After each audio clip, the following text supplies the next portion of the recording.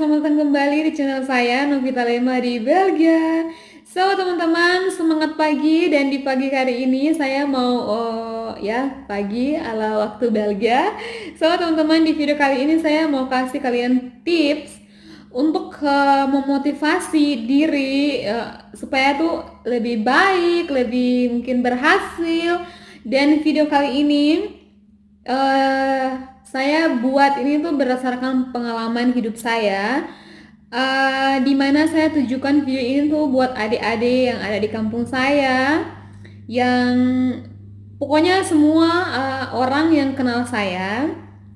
Saya mau ngebahas topik ini, menurut saya harus saya bagikan karena ini cukup memberikan suatu motivasi di mana saya yang anak dari kampung bisa bisa hidup, bisa bersekolah, bisa semangat, memotivasi diri sendiri sampai bisa kuliah, sampai bisa membiayai hidup sendiri dan bisa umur yang udah pas untuk menikah, baru saya menikah. Jadi ini tuh kayak memotivasi adik-adik yang di kampung sekarang tuh yang SMP lulus SMP mau ke SMA, SMA mau kuliah gitu ya. Jadi itu lebih ditujukan kepada adik-adik yang ada di kampung, yang sekarang ini pelajar dan belajar gitu ya. Dan karena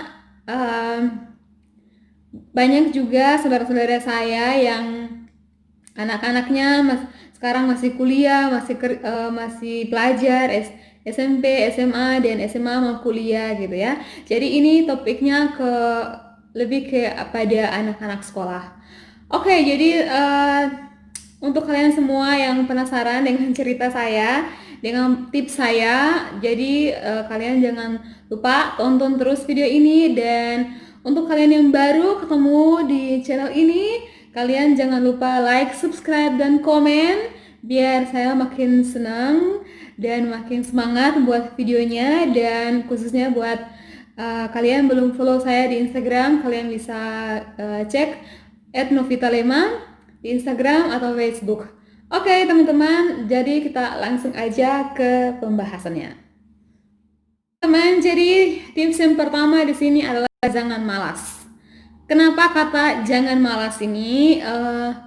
Pokoknya kalian bisa tahu di mana sih orang malas itu berhasil ya. Pokoknya orang yang sukses dagang, orang yang sukses di semua bidangnya itu saya yakin dan saya percaya itu nggak ada orang yang malas dalam suksesnya mereka. Jadi kata jangan malas ini sangatlah luar biasa berpengaruh dalam kehidupan kesuksesan kesuksesan seseorang ya. Jadi di sini kata jangan malas, saya kasih contoh. Di sini saya lihat dari dua sisi, sisi sebagai orang tua dan sisi sebagai anak. Contohnya dari pertama sebagai orang tua ya. Jadi kalau misalkan kalian sekarang yang sebagai orang tua, kalian mungkin sekarang punya anak satu atau punya anak dua, atau anak kalian masih kecil-kecil, itu kalian sudah tahu kalian sudah mau jadi orang tua. Jadi kalian tuh usahakan tuh kalian tuh jangan malas. Boleh kalian bermalas-malasan, uh, tapi ada saatnya, ada harinya gitu. Jadi kalau kalian malas sebagai orang tua, itu akan jadi contoh besar ke anaknya gitu. Jadi kalau kalian malas, contohnya saya, karena saya besar di kampung, orang tua saya adalah petani. Saya tidak pernah lihat papa saya itu bangun di atas jam 6. Pokoknya di bawah jam 6 itu papa saya sudah bangun tiap hari selama saya kecil sampai saya besar itu. Kecuali papa saya sakit gitu ya. Jadi selama itu dia selalu bangun pagi dan dia selalu bangunkan kita di saat pagi-pagi jam 6 itu, atau bahkan sebelum jam 6 dia sudah bangunkan kita dan bilang janganlah kayak kita tuh kayak bengong di pagi hari ya. Jadi pagi-pagi itu kita harus tahu apa yang kita mau kerjakan. Mungkin cuci piring, mungkin sapu, mungkin apapun itu kita langsung kerjakan itu ya. Itu kayak gitu. Jadi itu sisi ke sebagai anak. Anak ini dia akan copy paste dari dari si orang tuanya ini ya. Jadi eh, ada juga yang bilang kan buah jatuh tidak tidak jauh dari pohonnya. Jadi itu benar banget teman-teman. Jadi kalian sebagai orang tua harus dari kecil itu harus memberikan contoh terbaik kepada anak-anaknya, kayak gitu, kepada anak-anak kalian, kayak gitu ya. Dan kalian sebagai anak itu kalian juga tidak boleh malas ya. Kalau kalian sekarang ini SMP, SMA, kuliah, itu kalian manfaatkan waktu-waktu kalian tuh dengan baik, karena kalian akan capai di suatu titik di mana kalian tuh akan merasa wow, kayak kalian tuh merasa wow, kayak seandainya waktu bisa aku putar kembali dan aku kembali ke SMA, aku nggak mungkin kayak gini, kayak gitu, aku lebih belajar lebih banyak, kayak gitu teman-teman ya. Kemudian tips yang kedua ini kesadaran. Kenapa saya bilang kesadaran? Karena kata kesadaran ini sangat berarti buat saya, karena dari dulu, dari saya zaman SMP, SMA itu saya selalu diingatkan dari mama saya bahwa saya harus sadar begitu, kayak kayak orang tua saya tuh hanya petani gitu ya. Saya harus sadar kalau saya itu dari kampung gitu ya. Jadi kalau saya pada saat saya pergi kuliah ke kota gitu kan, saya harus harus tahu tempatkan diri gitu ya. Saya nggak boleh berlebihan gitu ya, kayak gitu. Ini kesadaran. Jadi ini sadar sebagai orang tua, pokoknya kita juga harus sadar, kita harus kalau punya anak kita harus terus dan terus kita harus motivasi anak kita, memberikan nasihat kepada anak kita, dan kayak gitu. Itu sebuah kesadaran dari orang tua. Kemudian kesadaran dari sebagai anak, kalau kalian saat ini SMP, SMA atau kuliah ya, kalian tuh sadar di mana kalian sadar bahwa kalian itu orang tua yang ngebiayai kalian. Kemudian orang tua yang beli segala macam, kalian belum bekerja. Jadi pergunakan uang kalian, pergunakan waktu kalian. Jadi sadar akan segala sesuatu di mana kalian itu kayak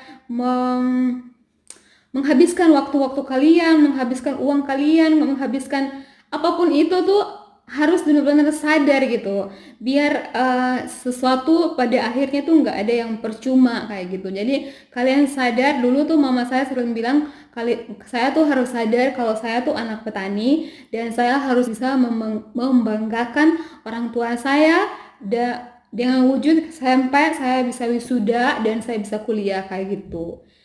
Itu kesadaran yang kedua, tips kedua.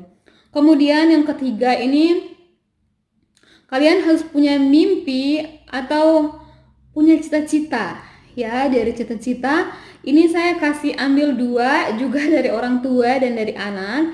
Contohnya dari orang tua, misalkan kalau sekarang kalian punya anak, kalian kalau dari kecil itu kan pasti kalian tanya, Ade mau jadi apa gitu kan, kalian mau jadi apa nantinya kan gitu. Terus kalau kalian saat anak tumbuh kembangnya anak ini, kalian tuh harus ikuti dan tahu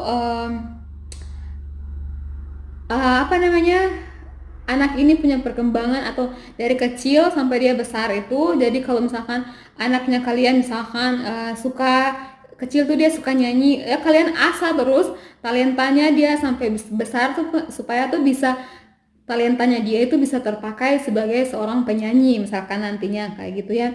Jadi mimpi ini, kalian tuh harus punya mimpi yang besar gitu ya. Dulu tuh saya waktu SMA saya bermimpi saya mau ke Australia, saya mau ke luar negeri gitu kan. Saya nggak tahu jalannya bagaimana, tapi saya bermimpi yang luar biasa untuk saya bisa ke luar negeri kayak gitu. Kemudian yang keempat di sini, tentukan tujuan dan harapan ya. Jadi misalkan tujuan dan harapan ini sangat sangat sangat sangat apa ya, sangat-sangat oleh diri kita sendiri. Artinya kita sendiri yang harus tahu tujuan kita mau jadi apa gitu kan, dan terus harapan kita seperti apa itu. Jadi kalian harus tahu dan tujuan kalian. Jadi contohnya dulu saya waktu SMA SMA itu saya tujuannya pengen kuliah dan lulus saya pengen ke Australia. Tujuannya. Dan harapan saya itu semua bisa berhasil ya kayak gitu ya. Jadi itu di sini kalian harus tahu ya tujuan kalian apa dan kalian tuh tulis itu kalian punya tujuan dan kalian harapannya nanti seperti apa kayak gitu ya. Kemudian yang kelima maksud saya, kejar mimpi kalian atau kejarlah cita-cita tujuan kalian itu. Kejarlah berarti kalian itu harus kerjakan apa yang bisa memenuhi atau bisa mewujudkan impian kalian ya. Contohnya saya kasih contoh di sini. Waktu saya lulus SMA, saya kepengen sekali bisa ke Australia dan waktu itu ada salah satu kampus di Halmahera, kampus Pedamara. Mereka bisa ngirim mahasiswa ke luar negeri dengan alasan dengan persyaratan tertentu. Pokoknya kalian kesehatannya harus bagus, harus sehat, terus kalian harus bisa ngomong bahasa Inggris, terus pokoknya kalian harus stamina-nya baik. Punya ada beberapa kriteria itu kalian harus memenuhi. Dan juga setiap hari tuh kalian harus kita tuh harus kerja minimal itu 2 jam, ngabisin waktu hanya untuk ke luar negeri ini. Dan di situ karena saya mau kejar mimpi ini untuk ke luar negeri, saya harus lakukan. Setiap hari saya harus belajar bahasa Inggris, setiap hari saya harus baca, setiap hari saya harus kerja, dan juga bertambah dengan kesibukan lainnya kayak gitu kan, kesibukan di luar kuliah lainnya kayak gitu kan. Jadi itu kalian kejar mimpi kalian itu, jangan karena kalau cuma mimpi tuh nggak ada akan terwujud tanpa kerja keras, tanpa kalian kejar untuk mewujudkan hal itu, mimpi kalian itu kayak gitu. Kemudian yang keenam ini, kalian harus tahu alasan kenapa kalian tuh harus berjuang kayak gitu. Kalau untuk saya pada saat itu, saya tahu persis, saya sadar kalau orang tua tuh hanya petani. Yang zaman dulu itu bahkan kayak motor gitu tuh hampir nggak punya gitu kan. Saya sadar gitu kan. Jadi saya tahu alasan saya untuk saya berjuang tuh ke depan tuh saya nggak mau jadi petani, saya nggak mau jadi kerja berpanas-panasan di hutan gitu kan, mau pergi angkat-angkat, ambil-ambil kayu apalah segala macam itu. Pokoknya saya tidak mau kayak gitu ya. Saya berpakaian rapi, saya pakai sepatu yang bagus, baju yang bagus, saya pergi ke kantor, dan saya bisa di kantor tuh saya bisa kayak jadi manajer kayak gitu kan. Pokoknya saya punya mimpi yang luar biasa kayak gitu, dan saya tahu alasan saya harus berhasil karena saya nggak mau jadi petani gitu kan. Saya nggak mau orang tua saya petani dan saya mau jadi petani juga kayak gitu kan, setidaknya kan kayak gitu kan. Jadi kalian harus tahu kenapa alasan kalian ya. Ini bukan kalau kalian berhasil terus orang tua kalian saja yang bahagia, yang bangga, bukan. Itu kembali keuntungannya kepada diri sendiri gitu ya. Jadi kalian tuh harus tahu kenapa, alasan apa yang membuat kalian itu mau berjuang kayak gitu ya. Jadi cari tahu dulu alasan kalian, oke? Kemudian yang ketujuh ini, wow, ini yang ketujuh ini tuh kalian harus rajin baca buku. Pokoknya baca buku. Buku itu tuh jendela dunia, teman-teman ya. Dulu saya ingat waktu dulu zaman SMP, pokoknya semua buku yang ada di rumah itu saya baca semuanya. Saya baca sampai semua yang sudah apa namanya? sudah hampir tidak kelihatan lagi itu tulisannya tuh saya baca ya, karena zaman dulu tuh kan kita nggak ada smartphone, kita nggak ada Android, Google juga terbatas, mau ke warnet juga susah dulu kan gitu. Tapi sekarang kalian tinggal klik browsing, semuanya 1 menit, 1 detik itu langsung keluar di Google gitu kan.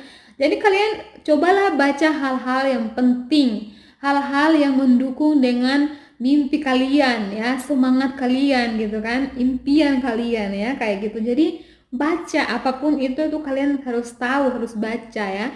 Contohnya ini saya kasih contoh, dulu apa namanya, cerita tentang Pangeran Charles dan Lady Diana kayak gitu kan. Itu zaman dulu belum ada, saya nggak ngerti, saya zaman tahun 2006 saya nggak tahu YouTube apa gitu, nggak tahu apa-apa.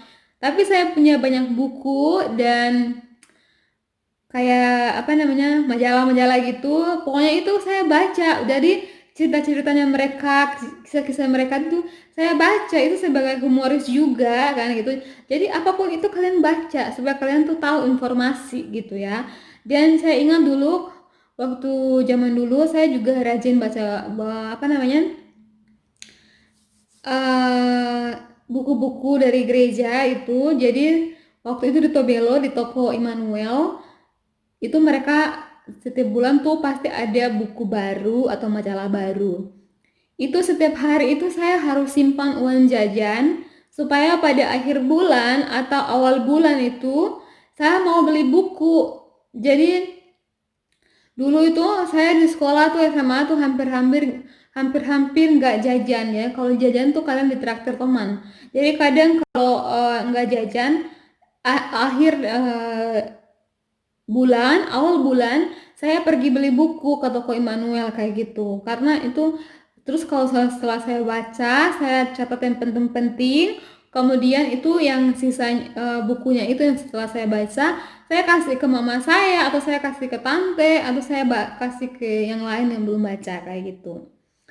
Kayak gitu ya. Kemudian yang ke-8, pintar-pintar bergaul ya. Kalian harus selektif. Di sini saya bilang jangan kalian bergaul dengan si A, janganlah kalian bergaul dengan si B. Tapi di sini saya bilang kalian harus pintar-pintar bergaul. Karena saya sendiri yang sampai sedetik ini saya sudah lalui di masa-masa SMA, kuliah kerja, kuliah lagi gitu kan, sampai menikah ini gitu. Jadi dalam pertemanan itu, pergaulan itu sangat penting. Saya nggak mau jelasin panjang lebar, tapi kalian harus pintar-pintar bergaul, itu saja. Kemudian yang ke-9, kalian harus tetap tangguh. Tangguh teman-teman ya. Saya kasih contoh. Dulu waktu SD kelas 5 itu saya sudah tinggal sama tante saya. Jadi saya tidak tinggal sama orang tua dari kelas 5 SD. Kalian bisa ngebayang kalau waktu kalian umur kelas 5 SD, kalian bisa bayangkan. Jadi itu waktu hari pertama tuh saya nangis. Nangisnya itu mau pulang ke mama saya, tapi mama dan papa saya tetap bersitegas, kamu harus tinggal sama tante gitu. Kamu nggak bisa datang ke mama dan papa itu, kamu harus tinggal di sana, kamu harus sekolah kayak gitu kan. Nah di situ di rumahnya tante tentunya beda banget ya, beda sama kita tinggal dengan di rumah sendiri kan. Di rumahnya tante kita harus tahu diri, sadar diri ya kita. Jadi bangun itu jam 5, bersih-bersih, pokoknya bersihkan semuanya, baru mandi, baru pergi ke sekolah. Pulang sekolah, kalau makanan tidak ada, bikin sendiri gitu. Terus nyetrika baju, pokoknya semuanya pekerjaan tuh dikerjakan ya teman-teman. Kadang tuh sambil kerjakan segala sesuatu tuh sambil nangis, karena saya nggak punya kesempatan untuk bermain, saya nggak punya kesempatan untuk kayak santai-santai, saya nggak punya kesempatan untuk happy-happy. Saya happy sih, tapi waktu saya kayak nggak ada kesempatan untuk kayak seperti hal-hal yang saya mau gitu kan. Jadi saya harus di sini saya kadang nangis ya. Tapi di sini saya tangguh. Saya bilang kenapa saya tangguh? Karena setelah semuanya selesai gitu, saya wow gitu kan. Saya bisa kerjakan semua pekerjaan itu dengan luar biasa. Seandainya kalau misalkan di saat itu saya nggak mau kerjakan semua pekerjaan itu dan saya nangis dan saya mau pulang ke mama saya dan mungkin mama dan papa saya kecewa dan eh, tidak mau lagi saya untuk sekolah atau bagaimana kan kayak gitu.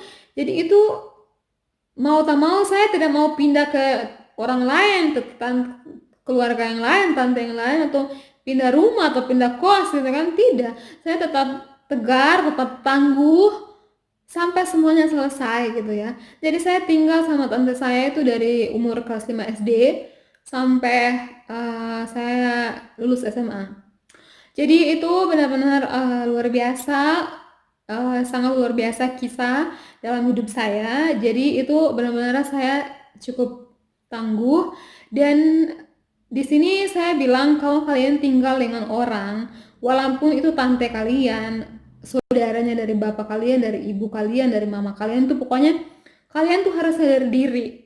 Sadar diri kalian bahwa kalian tuh tinggal dengan orang itu tidak gratis ya.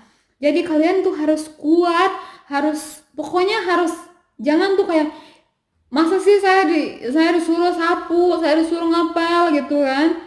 Jangan kayak gitu. Pokoknya kalau kalian tahu kalian harus tinggal sama mereka untuk ngedapatin cita-cita kalian, itu kalian harus tangguh ya. Karena zaman sekarang itu banyak sekolah udah gratis, kesehatan gratis, banyak sekolah yang udah maju gitu kan. Tapi zaman dulu kan susah gitu kan. Susah mau sekolah kemana, harus ke sana, harus ke sini gitu kan, susah gitu ya. Oke, kemudian sekarang yang ke-10 teman-teman ya. Ini teman-teman harus memiliki norma atau nilai-nilai kehidupan ya. Nilai-nilai kehidupan itu sangat berarti dalam hidup. Ya, contohnya kalian jujur, menolong, sabar. Kalian punya kata-kata yang harus benar-benar luar biasa ya. Kayak kadang saya kalau bangun pagi tuh saya lihat di kaca sendiri tuh kayak saya, wow, I'm so beautiful. Wow, saya cantik sekali. Wow, ternyata tuh rambut saya tuh bagus banget ternyata ya. Wow, saya kayak gitu ya, pagi-pagi tuh saya kayak orang gila ya. Sekarang sampai saya sudah menikah tuh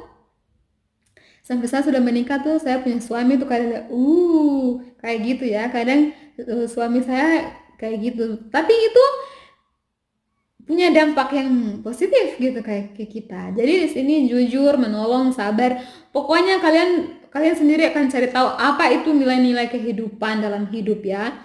Jadi ini saya mau kasih tahu ke kalian satu cerita gini ya.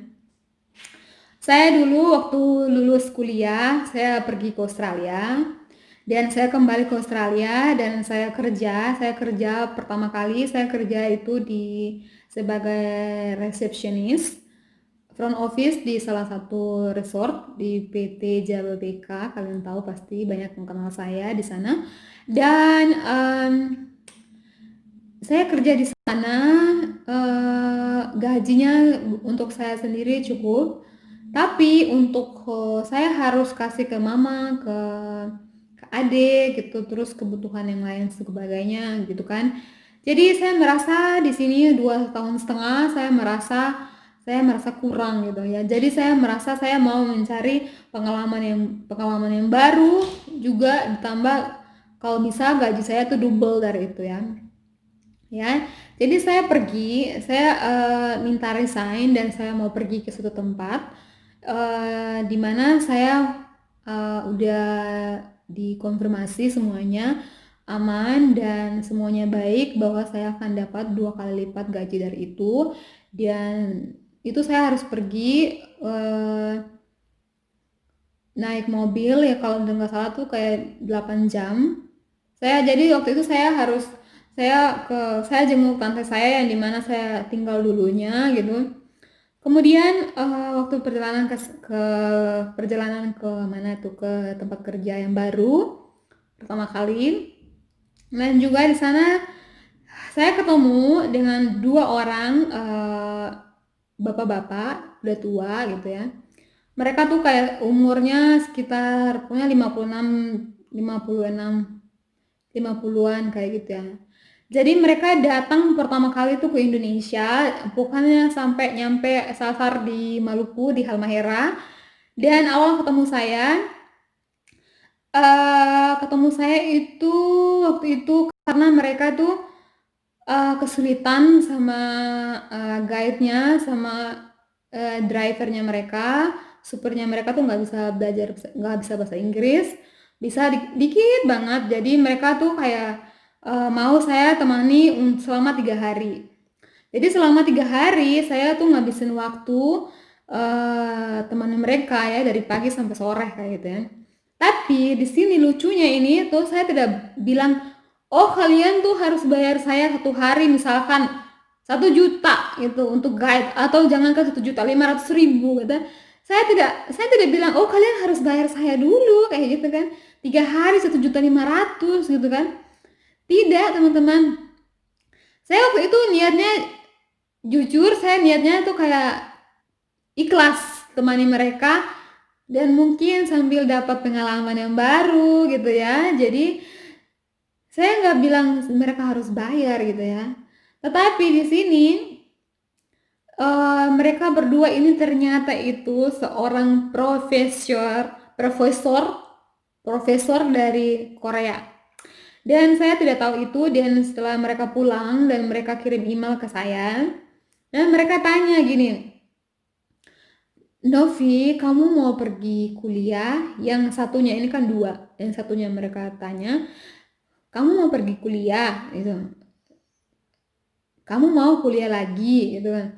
Di email ini ya ceritanya. Jadi saya bilang, iya saya mau kuliah lagi, tapi pada saat yang sama itu saya resign dari tempat kerja saya yang pertama, dan saya ini kan baru mau mulai kerja 1 bulan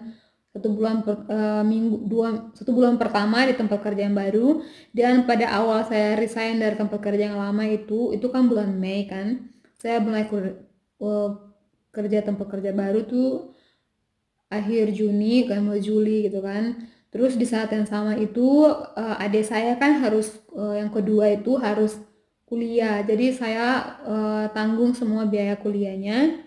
Papa saya yang pokoknya papa dan mama saya yang tanggung kos-kosan, makan, dan semua keperluan di kos-kosan itu kayak tempat tidur apa segala macam itu kan semua ditanggung papa kayak gitu. Jadi kita berbagi waktu itu. Kemudian di saat itu memang dulu sih saya punya mimpi itu saya mau kuliah tuh sampai kalau setidaknya sampai S2, terus sampai kalau bisa tuh sampai S3 kayak gitu kan. Kemudian papa saya bukan ini saya bilang, oh, otomatis saya nggak bisa kuliah karena uang saya kerja kan saya mau bantu adik saya kuliah, dan sambil sekarang kan baru 1 bulan kerja, jadi otomatis saya nggak punya tabungan lagi kayak gitu kan. Nah jadi di sini mereka tanya, jadi saya jawab dengan jujur bahwa saya nggak bisa kuliah sekarang, tapi soalnya saya ngasih uang saya ke adik saya gitu kan. Dan saya baru baru mulai kerja di tempat kerja yang baru kayak gitu. Terus itu bulan Agustus mereka email saya tuh, bulan Agustus kan mereka datang Juli. Terus Agustus mereka balik, Agustus akhir tuh mereka email. Kemudian saya bilang kayak gitu, terus yang satunya ini sama dia bilang, dia langsung jawab, kalau kamu mau kuliah, aku sama istri akan bersedia untuk membiayai kamu. Jadi kamu bisa pilih kamu mau kuliah di mana. Bayangkan. Saya tuh nggak percaya mati-matian, saya nggak percaya. Saya bilang gini, terus kalau setelah saya lulus kuliah, apakah saya harus kembalikan uangmu? Gitu kan, uang kalian gitu kan. Jadi waktu itu mereka tuh maunya saya jadi dokter gitu, tapi saya bilang saya nggak ada passion di dokter kan gitu kan.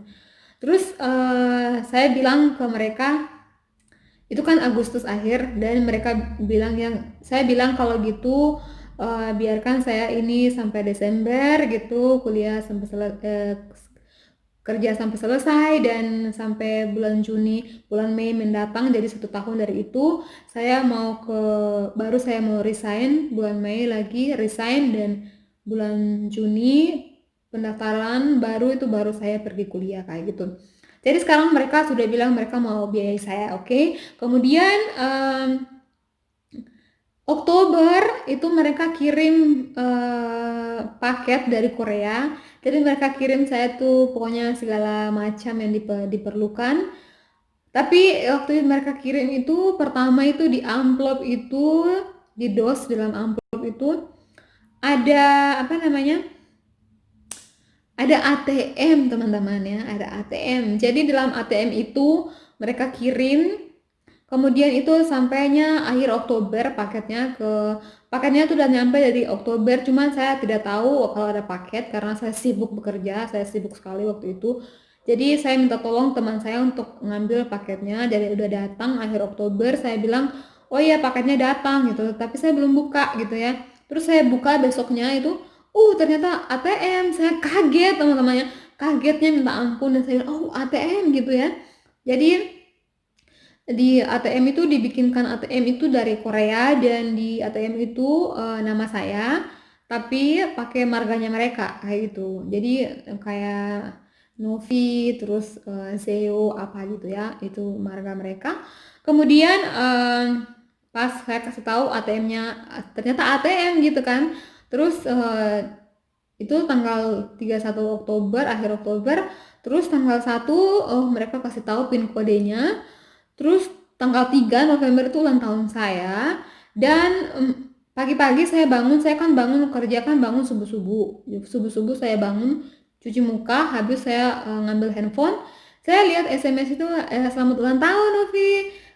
Silakan kamu bisa pakai ATM itu, dan uang di dalam ATM itu kamu bisa pakai beli beli laptop.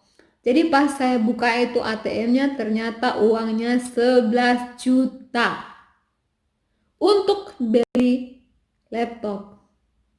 Jadi waktu itu saya nangis ya, karena itu kan waktu itu bulan November ya.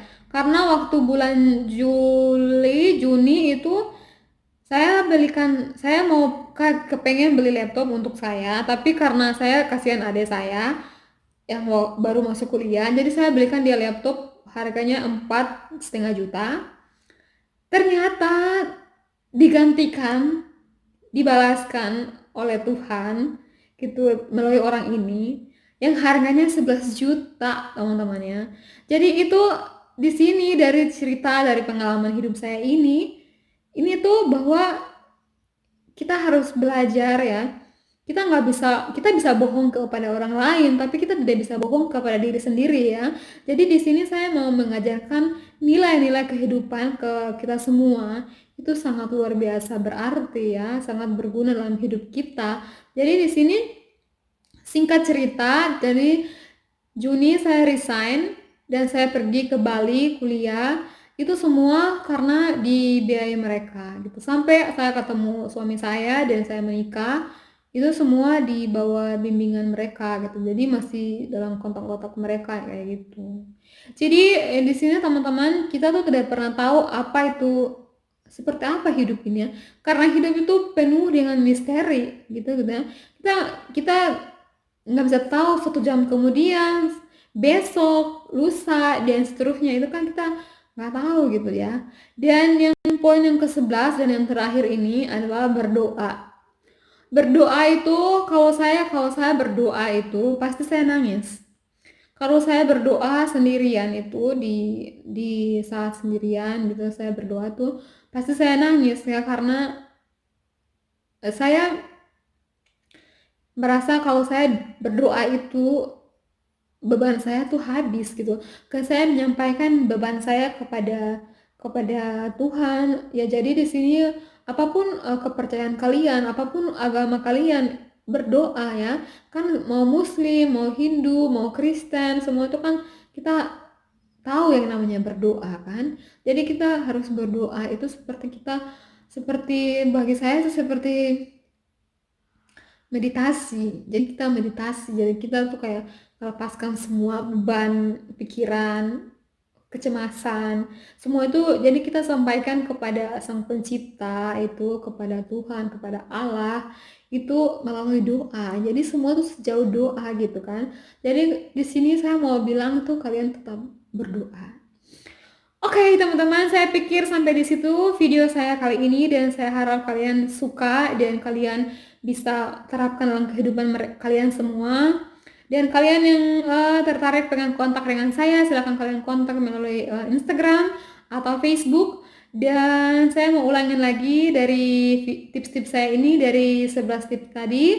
Jadi yang pertama yang tadi kalian jangan malas, kedua harus kalian sadar atau kesadaran, yang ketiga kalian harus punya mimpi atau cita-cita yang besar selalu. Kemudian yang keempat, tentukan tujuan dan harapan. Kemudian kalian harus kejar mimpi atau tujuan kalian itu. Kemudian cari tahu atau harus tahu alasan kenapa kalian itu berjuang. Kemudian rajin baca buku. Kemudian pintar-pintarlah bergaul. Kemudian tetap tangguh. Kemudian miliki nilai-nilai kehidupan. Dan yang terakhir berdoa. Oke, terima kasih teman-teman semua. Sampai jumpa lagi di video saya selanjutnya. Dadah.